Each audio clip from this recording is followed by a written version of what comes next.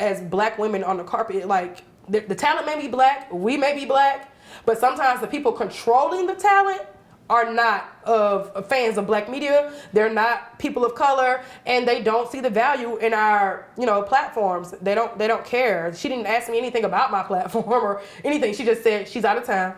She went straight to the white dude right beside me. I kid you not. So I definitely appreciate when I meet black talent that demand, they tell their publicists, no, I'm stopping. I'm doing the interview. My sorority sister, Miss Universe, control of she took career. Control. Yeah. Eva Marcel, she when I was early on in my career, she did something like that for me. So I'll never forget her for doing that. No matter what other people say, like she was rushing, and I got her to stop and do a whole interview and shout out to my sorority sister for graduating from college that day, because I actually missed her graduation to go to Eva's premiere. And my sorority sister was like tearing up and all this and whatever.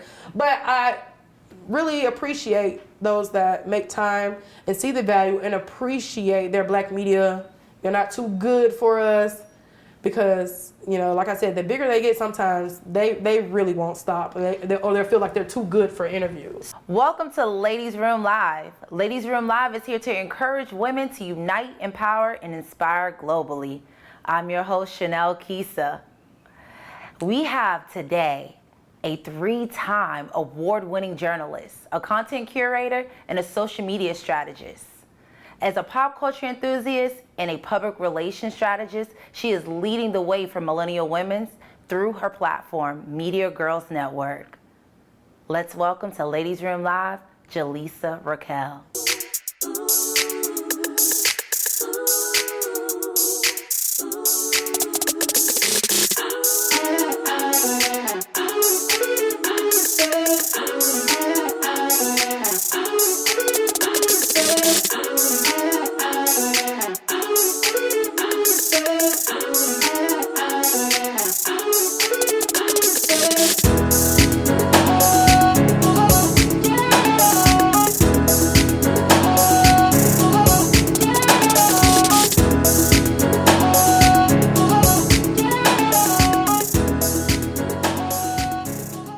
Welcome to Ladies Room Live, Jelisa. How has things been? Things have been super busy, but blessed. So I'm happy to be surviving 2020. Right. So I was like reading your bio, and then of course we follow each other. We've known each other for some time, like just being around in Atlanta. But you have interviewed some amazing people: Tyler Perry, yes, Keke Palmer, yes, music producer Zaytoven. Like, let's talk about how you started. Like, take me back to the very, very beginning. Okay.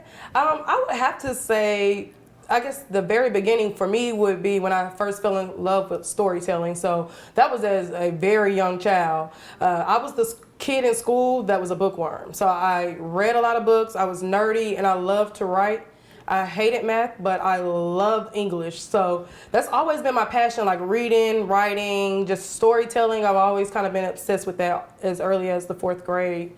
But I started out very young as a reader, and I grew as a journalist, and then really fell in love with journalism once I graduated and came to the city of Atlanta, because there's so many opportunities here, and it was crazy. I came here doing radio, and then I ended up working with a magazine, and the rest is kind of history. Yeah. So you're the lead correspondent for Sheen Magazine. Yes. Yeah, because I see you all the time. So let's take me back to the college days, though.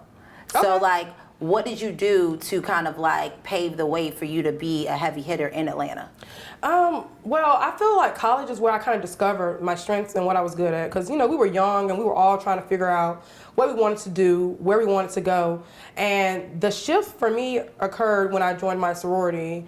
I'm a member of Sigma Gamma Rho sorority, and I was able to really like try out different things, get very active in the organization. And from me becoming the epistolius and vice president of our chapter at our school, putting on programs for the school, learning how to interact with different women, different people from different backgrounds, I really was able to see my strengths flourish during that, because, you're in the South, so you're always going to hear about AKA, you're always going to hear about Delta. When I came to college, I didn't care about sororities. Like, I've always been kind of like, outgoing person, a socialite. So being in an actual sorority was never on my to-do list or agenda. I kind of just fell into it. So I feel like it was destiny for me. But I was able to really like help our chapter. Like we broke so many stereotypes. We won so many awards. Like nobody in the state could say anything bad about us, but we were even beyond statewide. But our chapter grew and grew and grew to like one of the largest chapters for our organization in the Southeast region. I won numerous awards. Our sorority won numerous awards. But that's when I really fell in love with like event planning, marketing, because I started realizing, I'm like, our sorority is so dope. I don't know why people try to, like, in the South, shun us because it's not one of the AKAs or the Deltas or whatever the case may be. Yeah. And I really started learning how to connect with our audience, learning how to really sell our organization and show people what we really were about. And, you know, I come from a dope chapter, so we just grew beyond measures, and that was the turning point for me, because after that, then I started doing marketing and PR on a serious note for other people once I graduated and I entered into the professional world. So I feel like me getting my feet wet with PR led me to even bigger things in the journalism realm, because I did go to school for mass communications. I started out interning at a news station in Alabama, working for a radio station. So those were the main things I was doing, news. But upon me doing that internship and finishing my degree out, I was like, I'm not sure about news. Like, it was so depressing for me. Yeah, going in there every day, the same monotone, depressing stories. Like, I was just like, I have too much personality to just be, you know, right here in this window of depression. Like, I didn't like it. And I can't see you in news. Yeah. You're a powerhouse in entertainment. Yes, so. I started off in news, though, but I definitely flourished when I switched over and went to entertainment. Like, it's just something that I've always been passionate about. I love storytelling, and I found my purpose because I love showcasing black entertainers, black films, black movies. Like, we are not used to, you know, always been in the forefront. We didn't always have black producers and a lot of black faces on television, and despite the growth that we have seen in the industry, we still have a long way to go, because we have to own our stuff. You know, just take, for example, everything that's going on with Nick Cannon and his show right now. You know, black talent and black people have been underpaid for years and way too long. So we've made great bounds, but we have, you know, we still have a ways to go. It's like you want to give us a hand clap because of where we are, but then it's kind of like we still need to make sure we're leveling up even when we get to certain levels. Yeah, it's just really time for our communities to take over when it comes to ownership, because they will love us. We are the standard. You know, they love our culture. They love the black dollar. We love to spend money. But when it comes down to really getting down to the grit in the dirt, when it comes to being a person of color, a black person in media and representing our communities in the way they should be on a national level, we're not always supported. And so I want to ask this, because I've seen in the media that this has been like a really big problem within black correspondents, black red carpet hosts. Oh my God. That you won't get some of the top talent, even if it's the top black talent, they won't come talk to you. Yes, I try to tell people, because I love the red carpet, and at the same time I'll tell people I'm tired of the red carpet because it is a hustle, it is a grind. But I tell any female that wants to do major red carpets, walk some of the carpets that I've been on, you have to be aggressive, like point blank period. There's no way around it. It's a male dominated industry, and you're a black woman on top of that. So you already have double things to fight against on the carpet. I take this in perspective, like, I know when Sheen first started putting me out on red carpets, they didn't know my capabilities when it came to red carpets. But once they seen, like, they would send me into like these major places where there's like, thousands of other powerhouses, and I would still come back and I would have an exclusive. People don't know how hard it is to actually secure those top interviews, especially when you're standing next to the ET News and you're standing next to TMZ and you're standing next to the Essence and, you know, people that have been in the media industry for years. So once they seen that I was aggressive, then I really started getting put into the like big carpets, Yeah. major carpets, and It so also opened the door for them to even get major carpets. Exactly, So, because good job, girl. yes, definitely, because I have to let people know. I am not afraid to let people know. When I first started working with Sheen, I was hustling most of these carpets. I was finding these carpets. It was a lot of my contacts, and once I did get into the BET network, I started applying for other award shows. Like, people were like, "How are you getting all these opportunities?" Because I'm not really asking. I'm just taking what's mine. Like, As you I'm should. going after what I want. So once I figured out how the media industry really worked, then I just, started really hitting it hard on the carpet. But you have to be aggressive.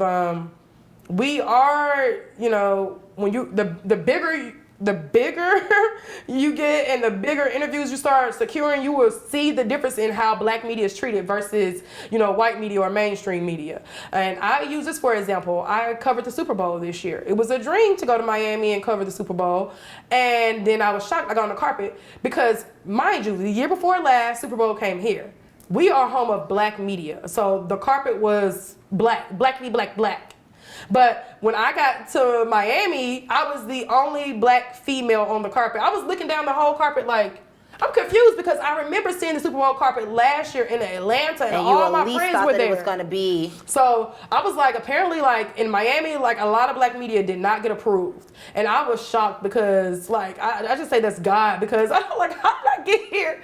I was literally the only black girl standing on the carpet for Super Bowl. I was on the carpet next to all the Latina outlets, it's Miami, and next to the white outlets, the news and things of that nature. And so I was kind of towards the end. They didn't even have a placement for us when we got there. I was like, oh my God, like they kind of just threw us to the wolves. And I got there, I was like, oh, okay. But did you get the exclusive? I got the exclusives. And that's the thing. I was standing in between two major mainstream platforms. One was the news. They weren't getting half the interviews I get, because the thing is, when I say be aggressive, I mean that. Like, when I'm on the carpet, I demand attention. I'm going to make sure I secure that interview. I'm going to have a list of the talent that I know I want to look for. So when they come, I know how I'm moving. You know what I'm saying? Like, I will cut off an interview short to make sure, okay.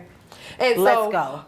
A lot of the other outlets, I feel like they were getting irritated with me in Super Bowl because they weren't getting any of the interviews. I was getting all the interviews they probably wanted. And, I'm going to use my connections. I'm going to pull every card I can when I'm on the carpet to get the interviews I want. When I'm at BET Awards, everyone knows that MC Lyte doesn't interview with anyone. She moderates and hosts BET for years. She doesn't stop on the carpet. It's MC Lyte. She's busy. She has to go get the mic next. But MC Lyte is the Sigma Gamma Rho.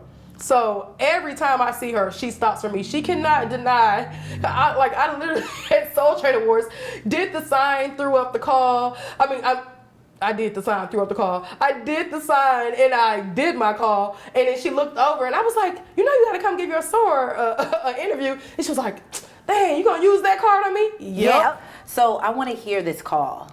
Like, let me hear the call that you use for MC Lyte. My throat might be a little Come on. I want you to do it loud. I want to hear it. Represent, because your Instagram name is The Baddest Row. So let's hear it. I wasn't talking about a call, but okay. How did you get her? Okay. Real loud, like imagine like a giant size like red carpet. She was on the other side of it trying to be the furthest away from the media because she wasn't trying to do no press. She was just trying to take photos. Then she came over. How many times did you do it though? Just one time? I did it one time. Then I was like, Soror. And she was like, she heard it. Then she said, okay. But it was funny because I got her to come, and then other people was like, okay, maybe we can get one too now. But I was like, nah, I just used the Soror card. Sorry, guys. So she stepped in. You got your exclusive, and she stepped out. I think the person next to me got a drop. So at least I got her to come over to the other people, and that always works for me. I covered the Miss Universe pageant in December. I saw that. And my sorority sister is the previous Miss Universe.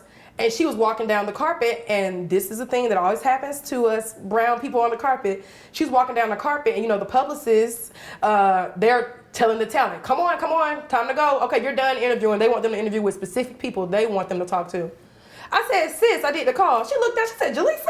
She was like, oh no, I can't go yet. I got to talk to my sister. So she came over there, we did our interview, and then I got her to interview with the other two black girls that were right beside me. So it was just amazing because, like I say, you use what you got, you use your connections, and it is a sisterhood, so it's always love whenever I see a soror on the carpet. I do the same thing with Kelly Price. She stopped at Soul Train Ward, gave me a whole shout out. She's in my sorority as well.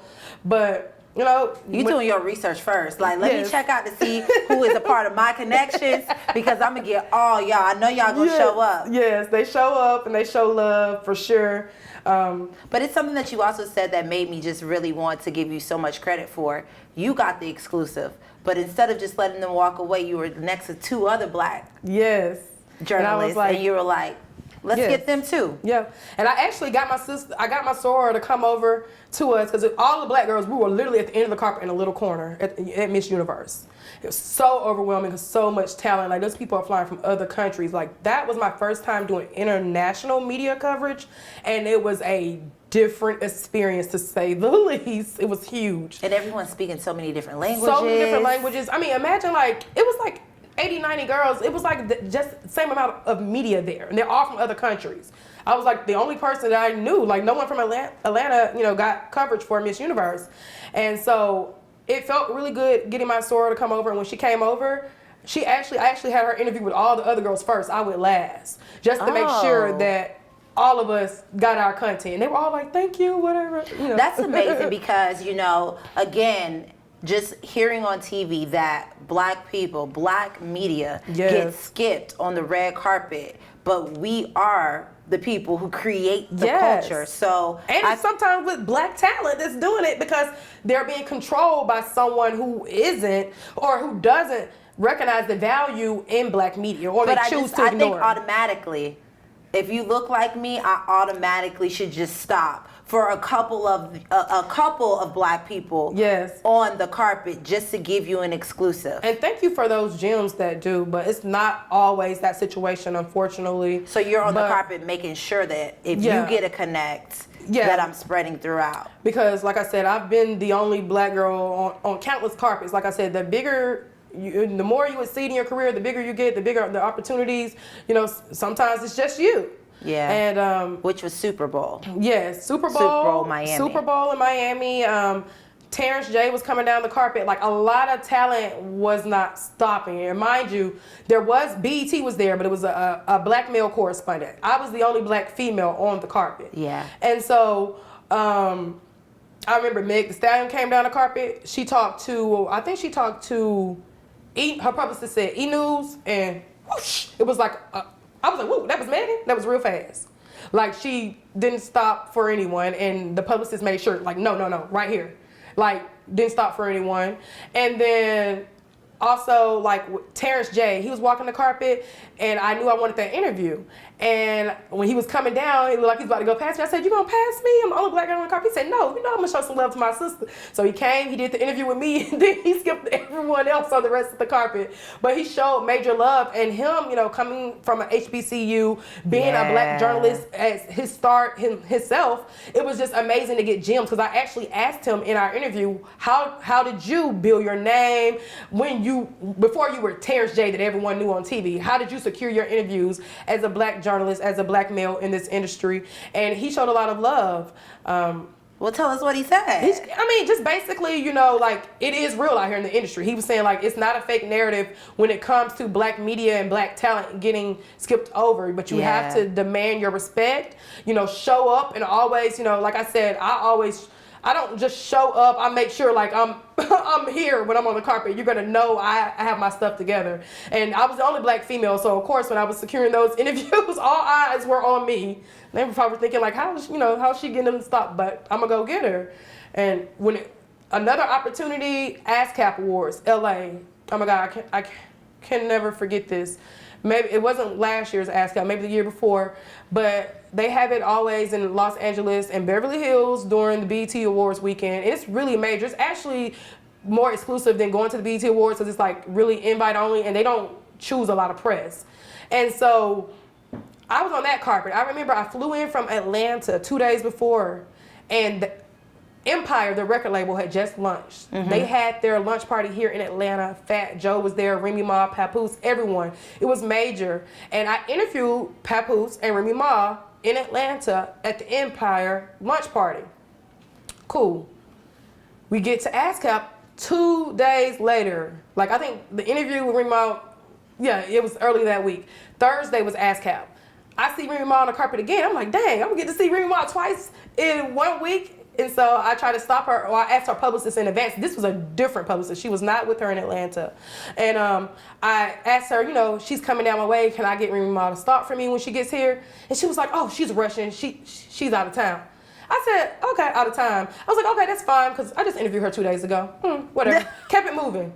Girl, she walked Remy Ma right past me to the white dude beside me.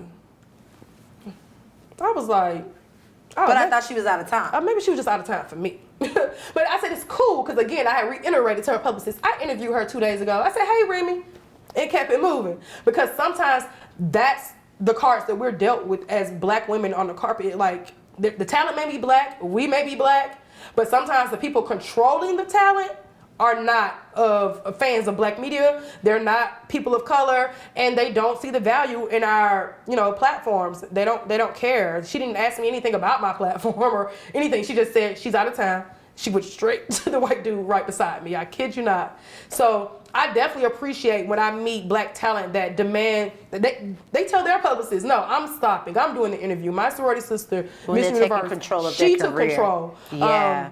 Eva Marcel, she when I was early on in my career, she did something like that for me. So I'll never forget her for doing that. No matter what other people say, like, she was rushing, and I got her to stop and do a whole interview and shout out to my sorority sister for graduating from college that day, because I actually missed her graduation to go to Eva's premiere. And my sorority sister was like tearing up and all this and whatever. But I really appreciate those that make time and see the value and appreciate their black media. They're not too good for us, because, you know, like I said, the bigger they get, sometimes they really won't stop, or they feel like they're too good for interviews. So I want to know, like, how do you change the narrative? Like, you know so much about this. Like, you've lived through experience, you know? Yeah. And you've been overlooked. So what do you think, even if you don't feel like you can change the narrative, because that's a lot, but how do you think, like, what do you want to see, and how do you think we can change the narrative? To change the narrative, I think it honestly starts with the talent and these companies.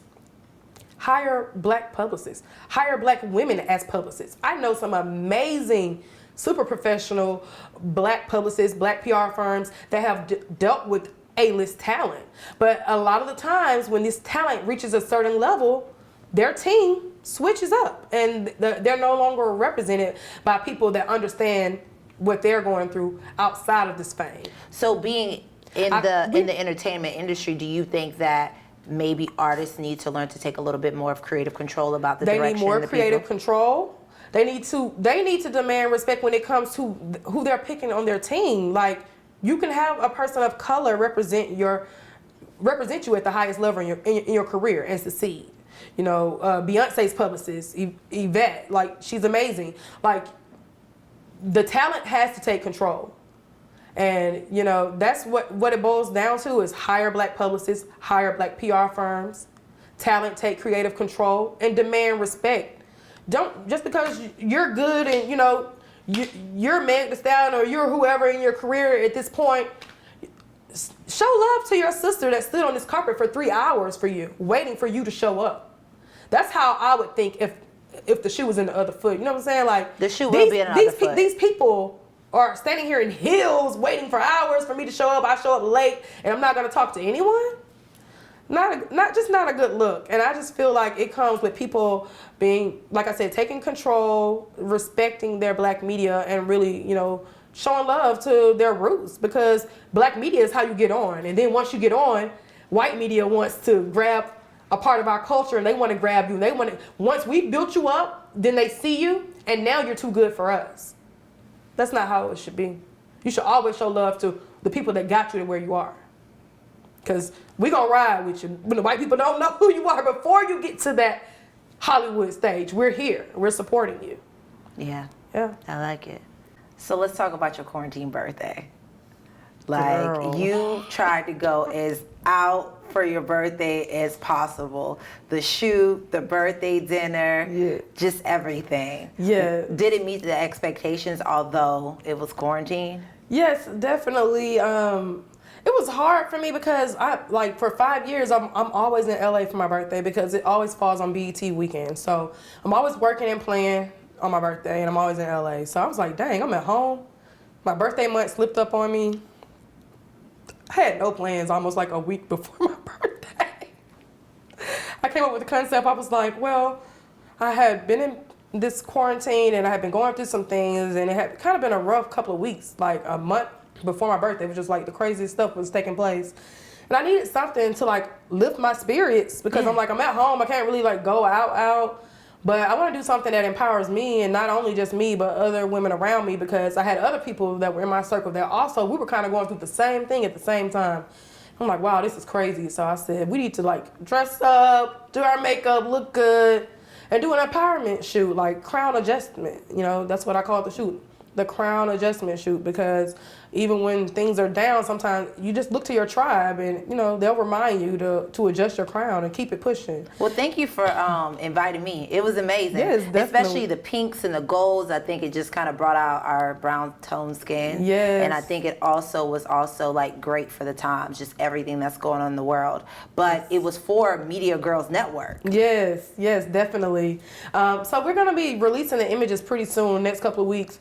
But we're using those for different promotions we're doing with Media Girls Network, which that is my digital networking community for women in media and entertainment, and also like event planners, publicists, anyone that's in the industry that has a business relating to entertainment or media careers are welcome in the network. And we use it as a resource and a tool to connect with other women doing the same things that we're doing worldwide. Like, you know, you can set up your profile on the website, and soon we'll be actually releasing it as an app. So that's when I really feel like, you know, the level that I want it to be on will really take off for me.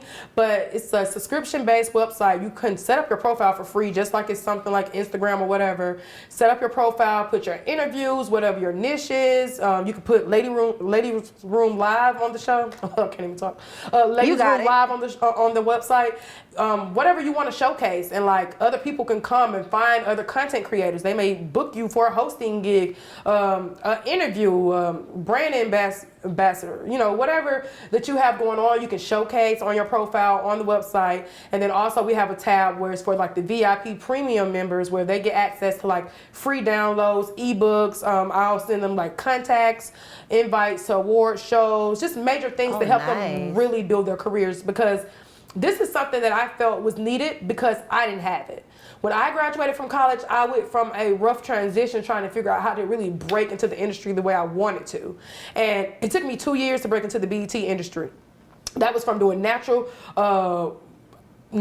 research, getting out here grinding, going on red carpets, networking, asking questions. I've seen other girls that were doing it, but you know, I'm one of those people. I'm not going to ask how she did. I'm going to just figure it out and work until it happens for me. And so that's what I did. So I don't want people to have to like spend 2-3 years running around, bumping into objects, trying to figure out how to get in certain doors. So I created a website, a network, a community, a sisterhood that can be a resource to other women that want to do what I want to do. So they don't have to wait 2 years to go to BET.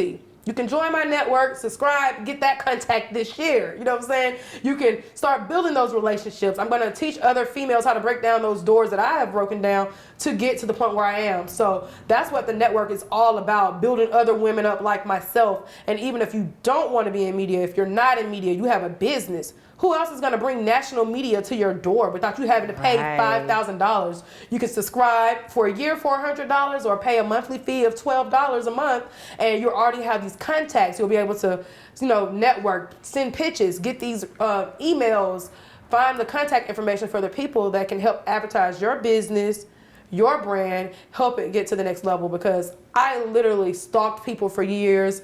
I did a lot of research on my own, and it took a long time for me to finally figure it out. So Now think it was- I'm going to be the resource. I think it was great that you had to go that route, because if you didn't have to go that route in order to get it, there would be no Media Girls Network. Exactly. Or maybe Media Girl Network would probably be something different. It would be something different. But yeah, I really am using this network to mentor and guide other women that want to do the same things that I'm doing, that want to break into the media industry, that want to like do the BTs, the ASCAPs, the Grammys, things of that nature.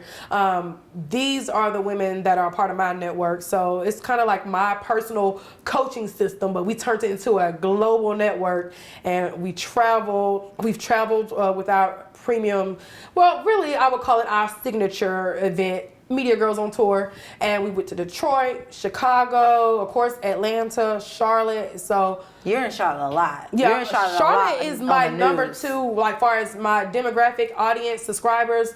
It's almost becoming neck and neck with my Atlanta crowd, because I've been going to Charlotte with Media Girls on Tour for like 5 years, to the point where now I have a good following out there.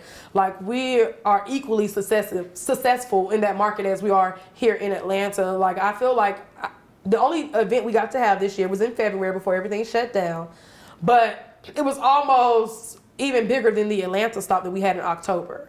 So it's been amazing. We were featured on Fox News, and we just been able to like make a lot of strides in a couple of years. And I feel like, now that we're getting ready to release our own channel and our own app, that's going to take us even further to where we want to go. So when it's going to be, do you have a drop date for the channel, or do you have a drop date for the app? Yeah, not yet, but it is coming soon. Well, that's perfect. So I'm going to keep everyone posted, kind of teasing it right now. You got to come back. Yes, you got to come back and let us definitely. know all about it. I'm definitely going to do my profile tonight. We got to get Ladies Room Live on the Roku channel. That, yes. And then also I'm going to do my membership, and I'm going to pay my money so I can get a part of Media Girls Network. I did the shoot. Amazing. The shoot was amazing, and I cannot wait to see the photos from it. But I got to send you the link. Yeah, okay, let me know for sure. Great. Well, let us know like where if anyone that's looking at this show right now, where they can actually sign up and become a member. Okay. What's the website? So the website is MediaGirlsNetwork.com, or you can also visit MediaGirlsOnTour.com to access our memberships, subscribe. You can become a member of the site for free, and then if you want the premium, then you can pay $12 a month or join for $100 for the full year and get complete access to everything that we have to offer. Okay, nice. I think it's definitely worth it. We've known each other for some time. Yes. I remember we went to Cafe Intermezzo for lunch. Yes. That's my spot. Yes. And I made you get like 2 cakes. But anyways. Hilarious. I remember that. Anyways, I remember us just sitting down, just, trying to figure out how to get to the next level with our brands. Yes. And sometimes you get like this creative block where you just are like, you're so used to seeing like your baby excel, and then you kind of like fall flat. And I went through that. Actually, Media Girls Network used to be called Blogging Beauties, and I went through the brand change about 2 years ago. Overall, just new logo, everything, because I wanted to be more inclusive. Because Blogging Beauties, I felt like it was excluding the journalists. Yeah. I wanted everyone, producers, to fall underneath the media umbrella. So I rebranded and started over. But yeah, I went through that creative block for a moment, and I felt like I beat myself up over it for a while, because people could see my vision. Other publicists were hitting me up like, oh my God, this is major what you're doing. This is going to be huge. And anytime you like think something or you birth something in your mind, like, it's in the universe. So if you don't move on it, someone else will. So like when I say I've seen so many other like versions try to like come out that are kind of like similar to our network, that has occurred. So that if anything won't put fire under you, it'll be someone else doing what you already had birthed. And you're like, why are you sitting here on your dream watching someone else do it? Yeah. So yeah, I went through that block phase, but I got out of it real quick once I started seeing other stuff pop up. I'm like, let me get back on my grind, because I started this. This is what my vision was. You can get kind of misled sometimes, but you have to remember why you started and get right back in there and keep going. You ever read the book Big Magic? No.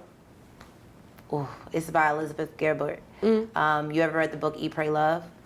You heard of it though? Yes, I heard of that. The movie. Yes. Well, she also has a book called Big Magic, and it speaks on like when you birth an idea, like mentally, Yes. like if you don't bring it to life, like literally it doesn't discriminate. It doesn't. It doesn't discriminate. But if you don't bring it to life, it's not that someone next to you is going to bring it to life because it moves to the next person. Yes. It just floats in the air, just waiting for somebody to bring it to life. Yes. So it may be somebody all across the world that may bring it to life and make it massive. Exactly. And you may see it and be like, wow. Like, Perfect example. Yeah. I was in college and I had a friend.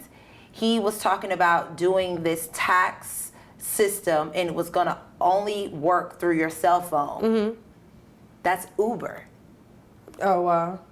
And this is when we were in college, before Uber even came out, before the Wow, thought yeah. of Uber. iPhones was out, you know, and everyone was using the iPhone. And I was just like, okay, well, like, how are you gonna do that? But like, whatever. And like, literally, when I heard about Uber, I'm like scrambling to find him on social media, see if I still had his number. And I just put Uber, and he was like, I know. But it's just like the perfect example of getting an idea mentally, and you have to bring it to life. Yes, you have to execute. So, you know, of course, there's joy in the birthing of the vision, but the execution is where everything takes place. So, you know, there's room for everyone to eat. So I don't care about, you know, other communities. I'm a member of some of the other networks and communities as well because, you know, there may be someone that could change my career that's in this media network that's not in mine that I didn't know. So you never know what you can get from other people. We can all lift each other up. But it's just about, you know, like I said, when you birth that dream, when you birth that and you have that vision, you know, you got to execute. You got to walk on it. You got to walk in it and walk on it. So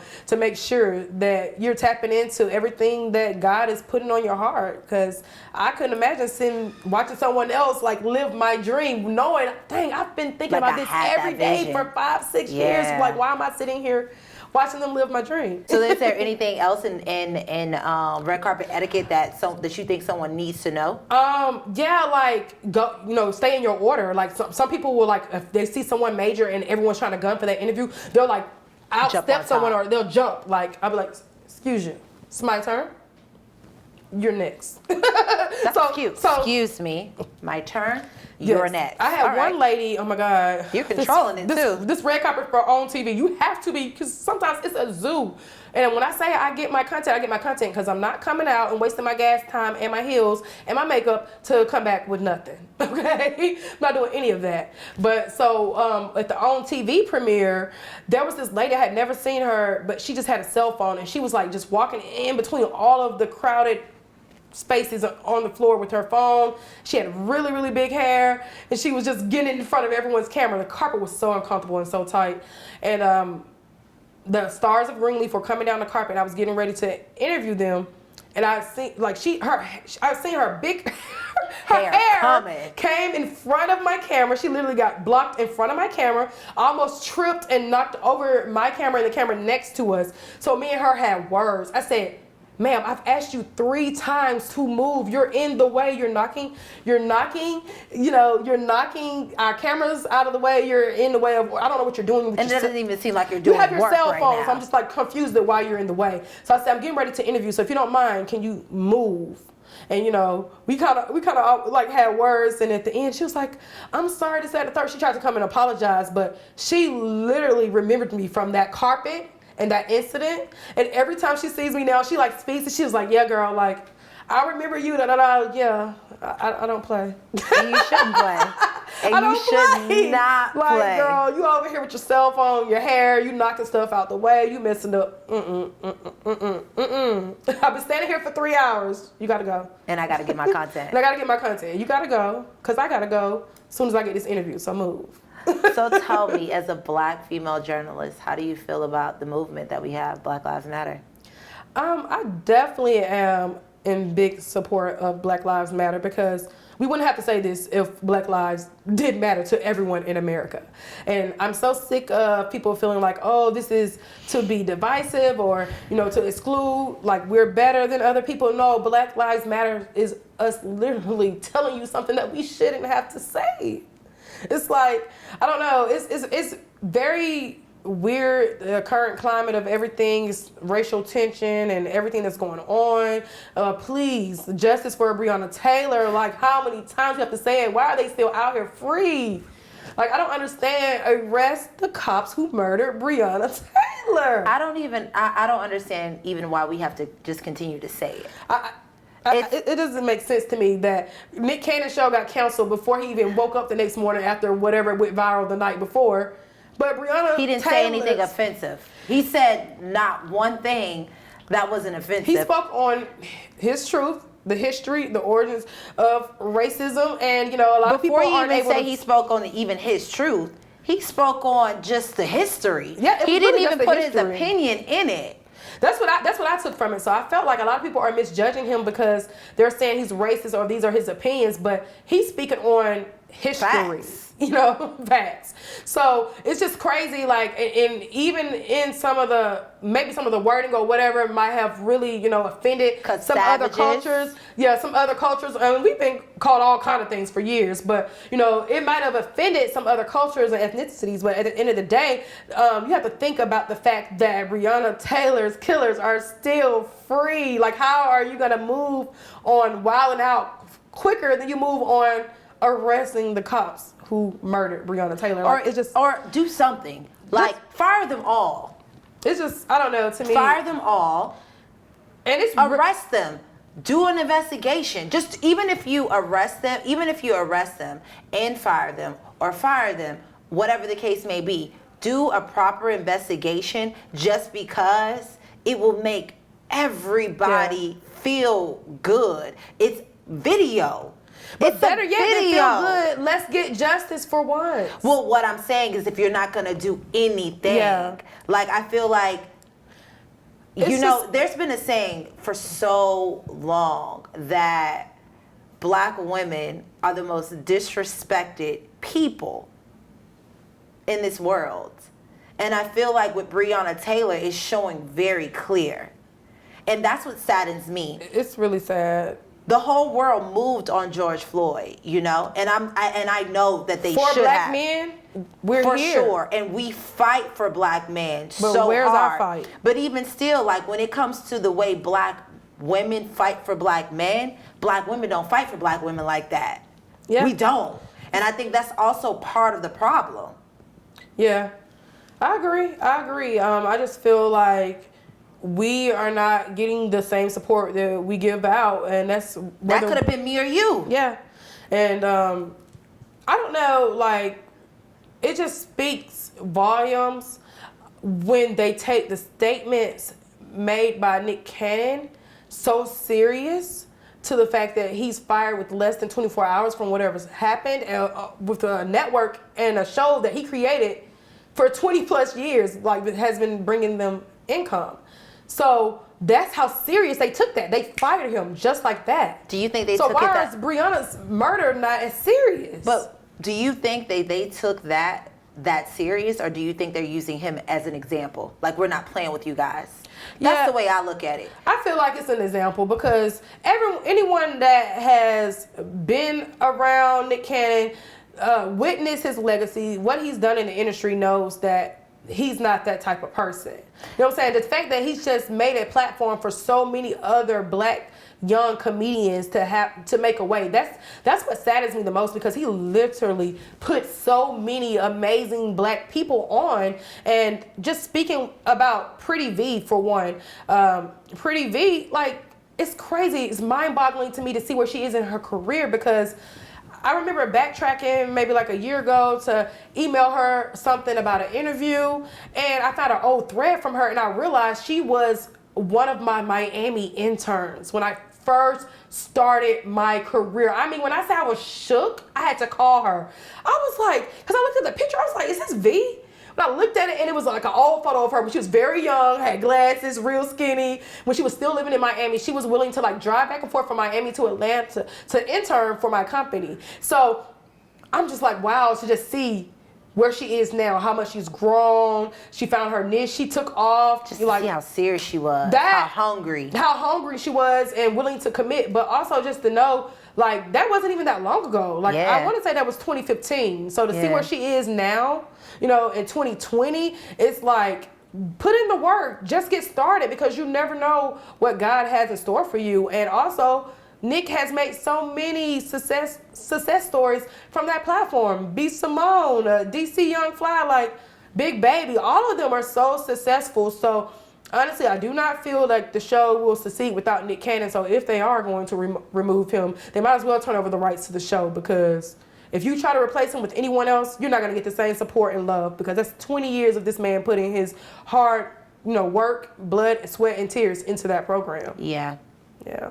It is very sad. I think when I was looking at the fullness of it, he issued an apology to the Jewish community and just really apologized for his words. And my whole thing with it is, you had no opinion.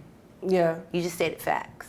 Yeah. And I think when you start apologizing for something that you stand with, Yeah. it starts to look like what you said was not true. Yeah. No matter if it hurts. The truth does hurt. It hurts That's really, the really ugly bad. truth. Yeah. Yeah, but just think about it. Do you think that black people screaming that Black Lives Matter, and then we have to go and talk about the ugly truth that happened to our ancestors? And nobody wants to hear it. Even if they don't want to hear it, do you think we want to actually physically talk about it? Do you think I actually want to sit and say that my great-grandmother that died when I was 8 was actually born a slave? Yeah. Would I even make that up? Do you think I actually want to say that my great-grandmother was born a slave? Y'all look at the Constitution states that a black man is 2/3 of a person. And as we know how black women are being treated today, we know a black woman then was far less than 2/3 of a person. Yeah, definitely. So to still treat black women like they're being treated today, and Breonna Taylor is a perfect example of how you're just allowing something to happen to a black woman, and there's footage, and you're doing nothing, but you fire one person, and her killers. Over a statement, yeah. Her killers are still out there. Yeah. So yeah, definitely. Everyone has to do a better job at supporting black women supporting other black women. I'm here for all the true, women empowerment, where you really are really trying to empower other women. And that takes sometimes just working on yourself. Like I know, like, being in this industry, because it is a very superficial and fast-paced industry, if you're not mentally sound and confident in who you are, it will bother you, it will mess with you. And me as a woman, I had to start checking myself, my own insecurities and things that I was dealing with personally, just so I could make sure that I am walking the walk that I'm talking, to make sure that I'm truly am on the right side of women empowerment. I don't want to ever be one of the girl boss women empowerment events that actually are ran by mean girls. You know what I'm saying? That I've been to a couple of those. Yeah, I've been to a couple. Like, I've worked with a couple of those. So it's just like I pride myself on making sure I'm on the right side of that I'm never that. So if I feel off, my energy's off, or I feel like I'm coming at somebody wrong, let me check my energy and see why I'm reacting this way, or let me check my insecurity to see why I came off that way.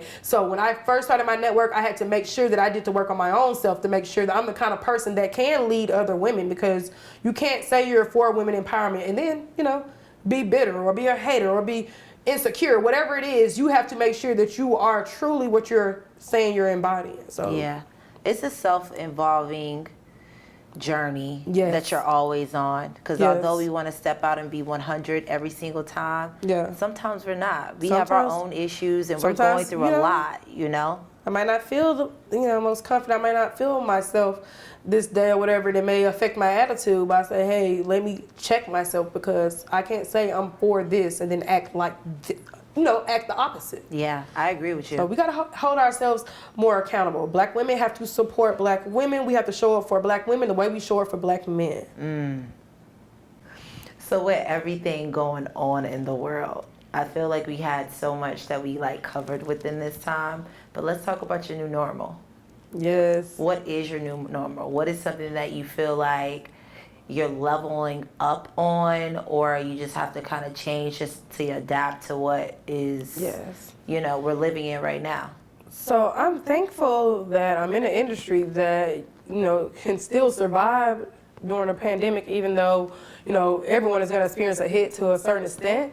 But definitely going through this has pushed me out of my comfort zone in a new level, because I'm very I can do the red carpet, impromptu moments or whatever, but I'm not one of those girls that go live. Like, that's never me. Like, you never see the baddest road going live. Isn't it weird? I don't go live. I try to go live and I just feel weird. It's weird because then I have friends who they're on live just all doing the random time. stuff. What are you doing? We don't need to see you making spaghetti. I'm confused. But people and then watch don't even stuff look good. like that. No, I be looking at them talking about them girl, clean up. But they sit and watch. Your house dirty. I would never eat that food, but they sit there and they watch it. I don't see how people can be so comfortable just let people see what's happening in their life, just real time. You never know or whatever. But I'm not a Instagram live girl. I'm not a Facebook live girl. I've never been a live girl. So that pushed me out of my element big time, having to go live all the time. I can't even count how many live interviews I've done since the pandemic happened. But I've done some really dope interviews, and my biggest one was Jordan Woods. That was just being on live and knowing that people are looking at you, focus on everything you're doing, come in and saying whatever, and you still have to focus on the interview. It's another talent to it, because I know when I interviewed Sammy on live, there was trolling and stuff going on in the comments. They be all kind of stuff, crazy people, crazy fans, the more followers they have. And so everyone was like, you did a really good job ignoring the trolls. And I was like, what trolls? Because I'm interviewing, you're watching me. So I'm not focused on whatever you're saying. If you're asking questions, that's a different thing, but just random conversations in the comments, I'm not paying attention to. And I was on live with Jordan Woods. It was probably 3,000-4,000 people on there. So I'm just oh my God, this is crazy. That was but it's the biggest live I've ever done. That's increasing your fan base. That's part of the new normal, the new wave. Yeah. So you think that when this is kind of over and things start to turn back, well, I shouldn't say turn back, whatever our new normal may look like, do you think you're going to continue to be a live girl? Yeah, I think so. It's crazy. It's pushed me out of my normal. Now it doesn't really bother me. I've gotten accustomed. I'm used to it. I know how to make it work now. I know what I need to do to get ready in advance, so I'm not on camera being all nervous or whatever this, trying to get stuff set up. Because I remember my first live, I had my cell phone propped up on books. Camera was falling. I didn't know what was happening. I didn't know how to do anything. I was like, Lord, why I gotta do this? Y'all opening back up next week? I ain't like it, because in person. I You like to feel that energy. I like that energy. You know what I'm saying? So when that first happened, I was like, okay, now I gotta practice. So I gotta practice.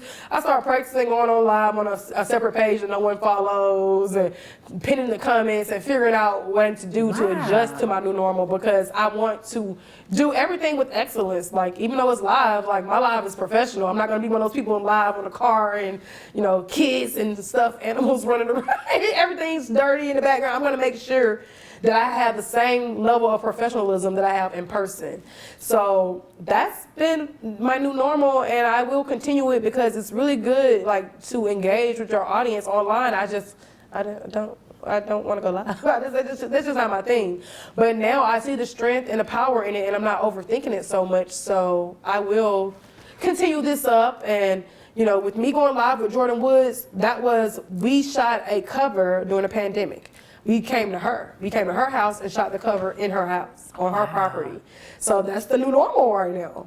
We still shooting covers. We just, gotta make sure everybody, masked up and sprayed down, but we're gonna come to you. So we shot her whole spread in her own home, and then we went live. So that was an amazing experience. And today I went live with Romany Malco, who is hilarious, from 40-year-old virgin, think like a man too. This man is seriously funny.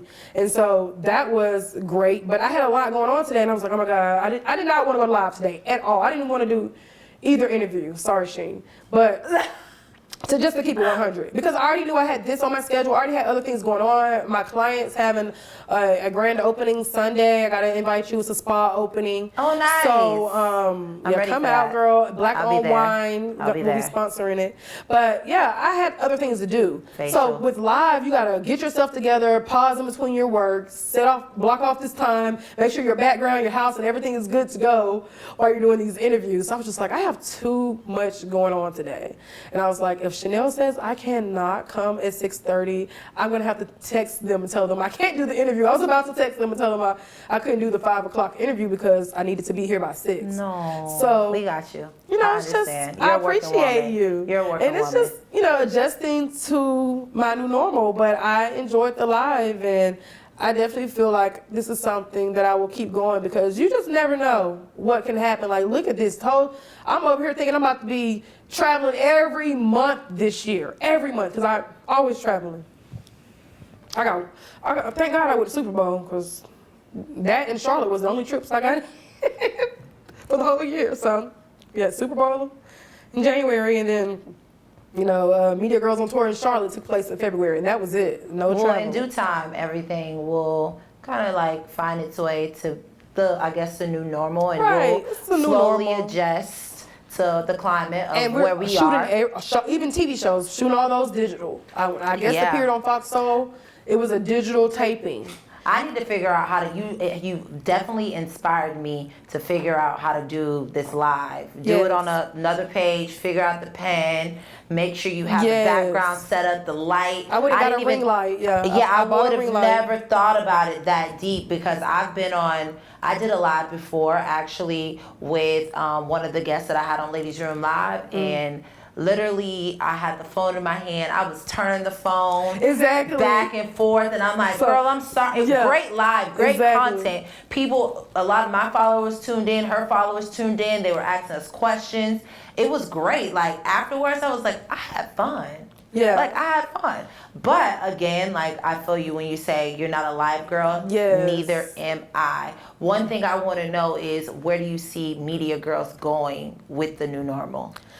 With the new normal, definitely, we're getting ready to launch some virtual workshops and conferences, because I'm so sad that we haven't been able to physically meet up with all our media girls and travel with the tour. But we're still gonna do a digital one. So before the year ends, we're gonna do a digital Women in Media conference. We're gonna have some digital workshops, Zoom conferences, and everything. Because even if we have to do a media girls meetup on Zoom, everyone bring their wine or bring their wine glass and have the DJ in the background going, we're still going to stay connected.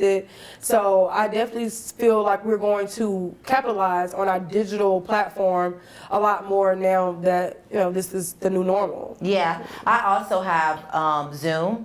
You can use my Zoom anytime to capitalize on your Media Girl network, and then you can allow anybody to kind of pour into that and log on. Well, definitely. I'm going to keep you in the loop as soon as we get ready to put the dates in stone for the actual virtual Women in Media conference. But we're going to do that. We're going to do some Media Girls meetup digitally. So I still wanted to find a way to still engage with our audience, and we always take pride in we'll have a female DJ, we'll have whatever. So if we do a Media Girls virtual meetup, I'm still going to have a female DJ in the background. It's still gonna have all the components. It's just gonna be virtually. Yeah. So yeah, I definitely feel like we're gonna keep this going. But this inspired me to definitely move full force ahead with the app, because digital. Yeah. Well, thank you so much for being on Ladies Room Live. It has been amazing just hearing your story, and you are definitely a phenomenal woman. Can you please allow our viewers to know where they can find you entirely, like your Media Girl network, where they can find you as an individual? I am Jelisa Raquel on Facebook. On Instagram, you can look me up on my personal account. It's THA, I know Ebonics, Baddest, RHO for Sigma Gamma Rho. So The Baddest Rho is my personal account. Now, if you're looking to do business, want to follow the Media Girls Network, it's at Media Girls Network. The tour page is at Media Girls on Tour. And my PR page is broadcasting_beauty. So, guys, if you find one page, you'll find the rest of them, because they're all connected. I'm cross-promoting on each of them, but I really appreciate the opportunity to come here and talk about everything. Thank you so much for coming. Yeah, thank you. This is awesome. Y'all are killing it. Like, you know, It means a lot. It means a lot. Black woman, black production. This is amazing. Very professional. So, you know, I just say you are another example of black girl magic and going after your dreams. You don't have to wait for someone to fund what you want to do. Like, the talent is you. So this is amazing, and I see nothing but great things ahead for you. Honestly, thank you so much. But honestly, just hearing like your words and for you to say that to me, and then just times when we have met up. We actually met at the Saints and Center.